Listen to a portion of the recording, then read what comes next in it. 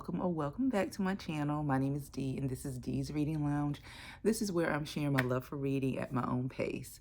Welcome to another vlog. This is going to be a day in my life doing some bookish type of things. One, I'm going to be putting up a new bookshelf, very small. My collection of books have grown slightly. However, it's still a small collection and that is really what I want to keep it at. But it will give me a little bit more space. And so I'm going to be putting that up. Plus, I'm going to be finishing, hopefully, reading, which is Cane River by Lolita Tatamy. I am on page 449. The book has about 522 pages. And y'all, I have flown through this book, even though this book is a thickum, okay? She's a thickum. Because the story is so engaging and interesting and something that I'm drawn to reading. I can fly through thick books like this if it captures my interest. Please excuse the lighting. I am sitting in the reading lounge, which I rarely film from here anymore just because the lighting in this room is really bad. I have two windows on each side and the light or the sun is peeking out. So on the agenda today, I'm going to be doing my nails. This is like all of my nail supplies. I do my own nails. I stopped getting my nails done at a salon, I want to say in 2022, 23. And my nails have been thriving and I've saved so much money from not giving the nail people my money. And so this is the polish that I'm going to be applying. This is the OPI Russian Navy, so it's blue. I'm in a blue mood today, and so that's what I'm going to do. And then we're going to put up our bookshelves. So I don't know if I'm going to do this first because this does take quite a while to do, but the nail polish might come off easy this time because as you can see, they've grown out so much. And so they might just lift up easily, but we'll see. I might save that to last.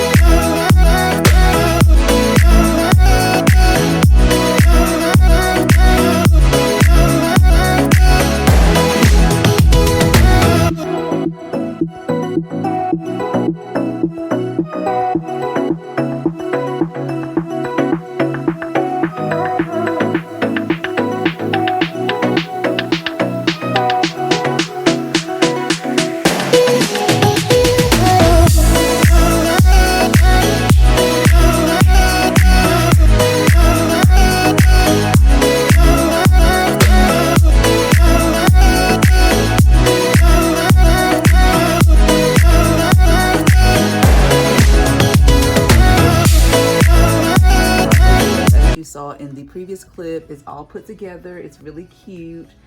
It is small, but that's okay because, like I said, I wanted to try to keep my book collection as small as possible. But I did, you know, just recently purchase a lot of books, like these books on the ground here. Most of them are like new purchases, some old. And so what I decided to do with this bookshelf is to designate this one for like all of my backlisted books. So I do have most of my backlisted books and books that I've already read. This really isn't a backlisted book, so let me take this one out. These are all of my Octavia Butler. So I'm going to designate this one for backlisted books, science fiction, and thrillers. Okay, so I think. And then the rest of the shelves, if I have room, are just going to be like contemporary fiction, things like that. Okay, so let's start with my backlisted books. Here they are. So I was scrolling through my one of the first videos I made when I made my channel, and I was like, girl, you didn't read none of those books. Most of them I did not. So here are most of the backlisted like books that I need to prioritize. I've already kind of gone through these books, and I do want to keep these books. I guess I'll show the book. I'm not going to go into details. But this is The Healing, short to like the tallest books, I guess. Henrietta Lacks, which I have not read yet. This is a nonfiction, so I probably will stick this in my nonfiction shelf, which is in the other room. So I have a whole shelf for nonfiction, a whole shelf for romance, and historical fiction, contemporary fiction. These are going to be backlisted, and then thriller, science fiction here. So The Darkest Child, which I still need to read at some point. This is nonfiction, is it? No, this is fiction, contemporary fiction, The Middle Passage. So this is backlisted that I need to prioritize.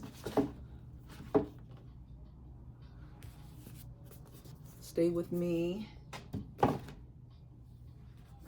The Book of Harlan, Nowhere Is a Place, Jam on the Vine, and Walter Mosley, which I really want to get into his books because I heard he's a really good writer. Okay, so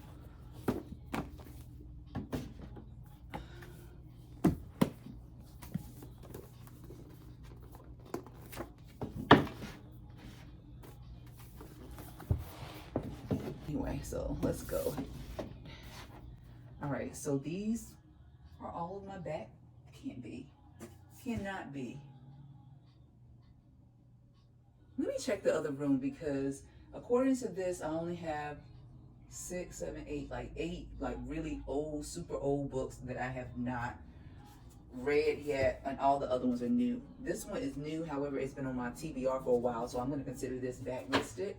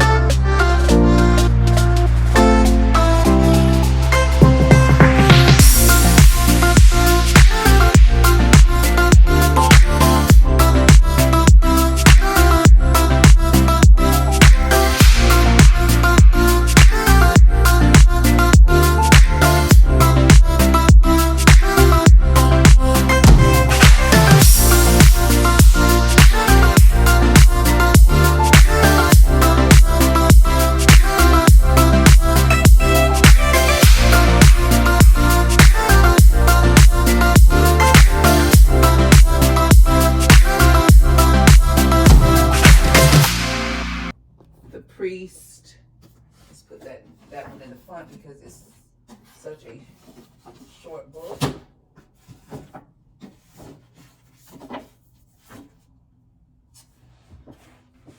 Okay, all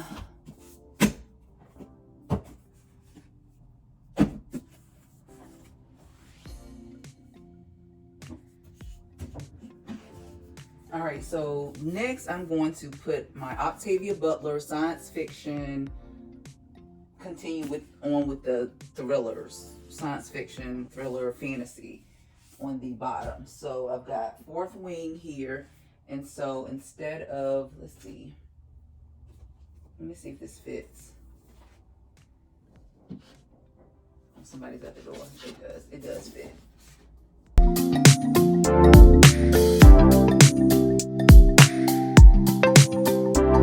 Hey y'all, so it is several days later. I've been sick. I currently have the flu, and I have been down for a while.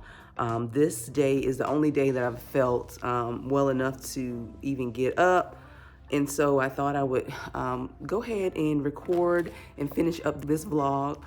I just finished reading my first Beverly Jenkins. Beverly Jenkins is an author, one of those authors that I really want to get into. I didn't mention her in my goals video of one of the authors that I wanted to read more of, but she is one. It's so many that I want to read from, but I realized that, you know, there's only so much time to read from everyone that I want to read from. I'm glad I was able to get to this novel. This is Josephine, and I can't wait to talk to you guys about this.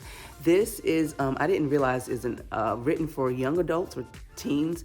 However, it didn't read like a teen or young adult romance novel at all.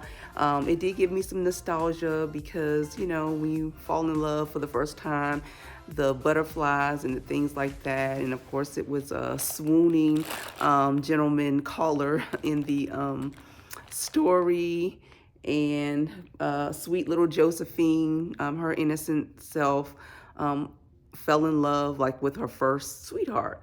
So I won't give too many more details or spoilers or anything like that, but I will be coming back to talk to you about this one in my recent reads videos. But I just want to show you all what I'm currently reading. So I'm going to wrap this video up by doing a quick